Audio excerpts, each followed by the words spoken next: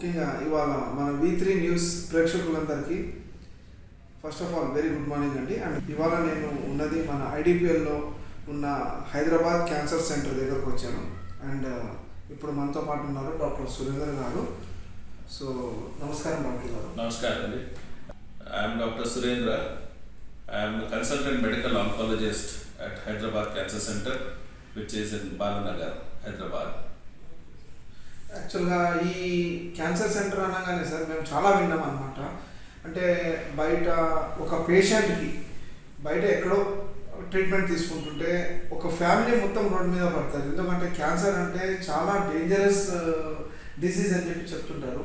So మన దగ్గరకు వస్తే మాత్రం పేషెంట్ చాలా హెల్తీగా అండ్ స్మైల్ చేసుకుంటూ వెళ్తారని చెప్పి విన్నాను సార్. చాలా మట్టుకు విన్నాను నేను. అండ్ ఈ ఒక క్లినిక్కి కానీ ఈ హాస్పిటల్కి చేరుకోవాలంటే మనం ఎట్లా రావచ్చు సార్? ముందుగా The landmark for this hospital is opposite IDPL Colony bus stop, sir, which is over Chintal Road, వెళ్తుంటే ఉంటుంది, close to DMart of Balanagar. So మీరు అన్నట్లు క్యాన్సర్ అనగానే మన అందరం భయభ్రాంతులకు అది అవుతుంటాము, which is not true. When diagnosed, ఎప్పుడైతే మనం క్యాన్సర్ను ఇనిషియల్ స్టేజెస్లో కనుక డయాగ్నోస్ చేసినట్లయితే దాన్ని తొలగించుకొని మనం నియర్ నార్మల్ లైఫ్ను మనం సాగించవచ్చు. ముఖ్యంగా మన ప్రజల్లో కానీ మన పాపులేషన్ కానీ ఫేస్ చేసేదల్లా ఏంటంటే lack of awareness about the cancer, warning signs of the cancers and the lack of treatment facilities and the diagnostic facilities. ఈ ముఖ్యమైన కారణాలు ఇవి.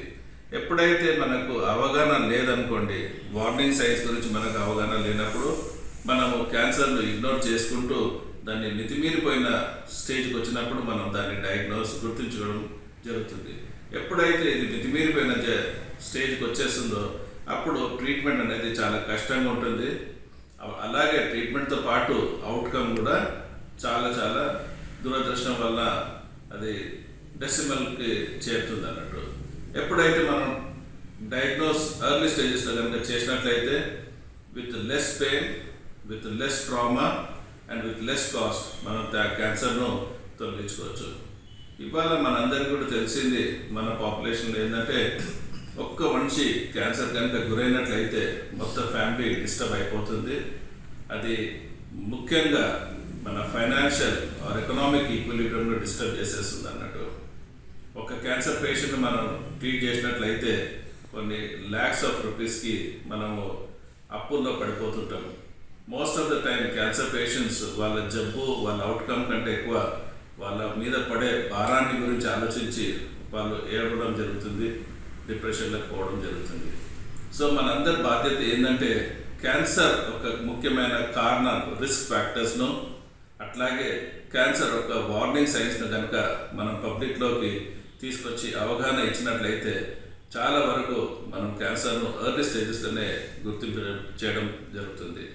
సో ముఖ్యంగా health care providers, basic doctors కానివ్వండి, స్పెషలిస్ట్ కానివ్వండి, వాళ్ళ దగ్గరలో వచ్చిన పేషెంట్స్కి కనుక రిస్క్ ఫ్యాక్టర్స్ ఆఫ్ క్యాన్సర్ అట్లాగే వార్నింగ్ సైన్స్ ఆఫ్ క్యాన్సర్స్ గురించి కనుక వాళ్ళకి అవగాహన ఇచ్చినట్లయితే మనం చాలా వరకు క్యాన్సర్స్ను ఎర్లీ స్టేజెస్లోనే డయాగ్నోస్ చేసి ఆ క్యాన్సర్స్ను తొలగించుకోవడం జరుగుతుంది. సార్, ఇప్పుడు మీరు పేషెంట్స్ వచ్చినప్పుడు మీరు వాళ్ళకి ప్రికాషన్స్ ఏమైనా ఇవ్వగలరా? మీరు మన స్టాఫ్ రిక్వైర్మెంట్స్, స్టాఫ్స్ కానీ చెప్పడము అట్లా మన ప్రికాషన్స్ ఇవ్వగలరా పేషెంట్స్కి? ముఖ్యంగా ప్రికాషన్స్ అంటే నా దగ్గరికి వచ్చే పేషెంట్స్ చాలా వరకు 70 to 75% patients come to me with advance stage disease అండి. అంటే స్టేజ్ 3, స్టేజ్ 4 డిసీజ్తో వస్తుంటారు. వారిలో సర్జరీ అనే ట్రీట్మెంట్, చికిత్స అది వీలు కాకపోవడంతో మనం most of the time surgery కాకుండా కీమోథెరపీ అండ్ రేడియోథెరపీని మనం ఉపయోగించి వాళ్ళ కష్టాలు, వాళ్ళ నొప్పిని కానీ వాళ్ళ డిసీజ్ని కానీ కొంతవరకు కంట్రోల్ చేయడం జరుగుతుంది. యాక్చువల్గా when we compare to western world, survival of cancer patients is 90% in the western world when compared to only 40% in a developing country like ours, India. ముఖ్యమైన రీజన్స్ కూడా ఏంటంటే risk factors and warning signs ఒక అవగాహన లేకపోవడం వలన మనము మితిమీరిపోయిన జబ్బుతో డాక్టర్స్కి సంప్రదించడం జరుగుతుంది అన్నట్టు. సిమ్టమ్స్ ఎలా గుర్తుపట్టవచ్చు సార్ మనం? అది ఆర్గన్ ఆర్ సైట్ స్పెసిఫిక్ క్యాన్సర్ను బట్టి సిమ్టమ్స్ ఉంటాయండి. ఫర్ ఎగ్జాంపుల్ ఫుడ్ పైపు మన క్యాన్సర్ కనుక వచ్చినట్లయితే మింగడం కానీ, మింగడంతో పాటు నొప్పి కానీ ఫస్ట్ ఇనిషియల్ సిమ్టమ్ ఉంటుంది. ఎప్పుడైతే మింగడమే కాకపోవడము, మింగడంతో నొప్పి అయినప్పుడు ఫుడ్ ఇంటేక్ అనేది చాలా వరకు తగ్గిపోతుంది. సో పేషెంట్ క్షీణించిపోతుంటాడు అన్నట్టు. ఈ will end up with weight loss, infections which leads to fever, other manifestations అన్నట్టు. వెన్ ఇట్ కమ్స్ టు పెద్ద పేగు క్యాన్సర్కి వచ్చినట్లయితే అగైన్ రైట్ సైడెడ్ పెద్ద పేగు, లెఫ్ట్ సైడెడ్ పెద్ద పేగు రెండుగా డివైడ్ అవుతుంది. లెఫ్ట్ సైడ్ పెద్ద పేగు వచ్చేసినప్పుడు అబ్స్ట్రక్షన్ అనేది మేజర్ మేనిఫెస్టేషన్. అంటే పేషెంట్కి మోషన్ ఫ్రీగా లేకపోవడం అన్నట్టు, కాన్స్టిపేషన్తో మొదలవుతుంది అన్నట్టు.